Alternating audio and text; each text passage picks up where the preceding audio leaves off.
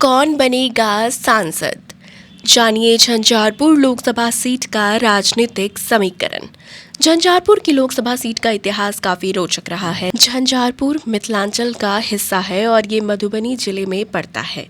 कोसी और कमला नदी की गोद में ये इलाका बसा है। झंझारपुर ऐतिहासिक मायनों में भी काफी खास है। यहाँ के अदलपुरा गांव में एक ऐसा मंदिर है जो करीब 500 साल पुराना है। लोगों के अनुसार सालों पहले यहाँ एक मठ हुआ करता था। इसमें 1000 से अधिक साधु और संत आते थे और यहाँ ठहरते थे। यहाँ का मंदिर 5 से 6 एकड़ में फैला है। इस जगह पर तालाब है, साथ ही फूल और फल का बगीचा भी स्थित है। झंझारपुर लोकसभा सीट के बारे में आपको बता दें कि साल 1972 में ये सीट अस्तित्व में आई और इससे पहले ये सीट मधुबनी जिले के अंतर्गत आती थी। अभी तक यहाँ 12 बार लोकसभा का चुनाव हो चुका है। झंझारपुर लोकसभा क्षेत्र में 6 विधानसभा की सीटें आती है। इसमें मधुबनी का खजौली, राजनगर, बाबू बहरही, फुलपरास और लौखा विधानसभा क्षेत्र शामिल है। साल 2024 में झंझारपुर का विकास कार्य जारी। साल 2024 में झंझारपुर का विकास कार्य जारी है। यहाँ हाल ही में नई रेल लाइन की भी शुरुआत की गई थी और इसमें आर्थिक समृद्धि की ओर कदम उठाया। सड़कों की भी निर्माण कार्य का काम चल रहा है यहाँ पर। इसके साथ ही मुख्य सड़क के चौड़ीकरण का भी फैसला लिया गया। इसका मुख्य उद्देश्य लोगों को जाम से मुक्ति दिलाना है। लोगों के जीवन को आसान बनाने के लिए यहाँ पर कई तरह के काम चल रहे हैं। साल 2024 के चुनाव पर टिकी सभी की नजर। इस बार के चुनाव में झंझारपुर की लोकसभा सीट से एनडीए के प्रत्याशी का इंडिया गठबंधन के उम्मीदवार से मुकाबला होगा।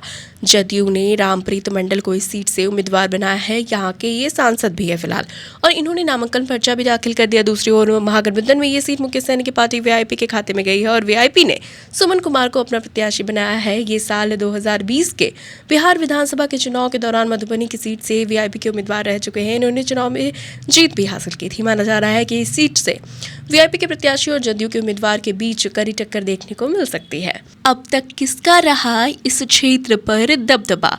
झंझारपुर की लोकसभा सीट पर अब तक 12 चुनाव हुए हैं और यहाँ की जनता ने 10 बार पिछड़े वर्ग के उम्मीदवारों को मौका दिया है। फिलहाल जदयू के रामप्रीत मंडल यहाँ से सांसद है। इस बार यहाँ तीसरे चरण में 7 मई को चुनाव होने वाला है। साल 2019 के लोकसभा चुनाव में जनता दल यूनाइटेड ने राजद के प्रत्याशी मंगनी लाल मंडल को हराया था। वहीं साल 2009 में मंगनी लाल मंडल ने जदयू के टिकट से चुनाव लड़ा था और जीत भी हासिल की थी। इन्होंने राजद के देवेंद्र प्रसाद यादव को हरा दिया था। साल 2014 के चुनाव में भाजपा के प्रत्याशी वीरेंद्र कुमार चौधरी ने जीत हासिल की। इन्होंने आरजेडी के प्रत्याशी मंगनी लाल मंडल को मात दी थी। पहली बार इस सीट से साल 1972 में पंडित जगन्नाथ मिश्र ने चुनाव जीता था और इसके बाद साल 1984 में इंदिरा गांधी के दुनिया से अलविदा कह देने के बाद चुनाव में डॉक्टर गौरी राजहंस की जीत हुई।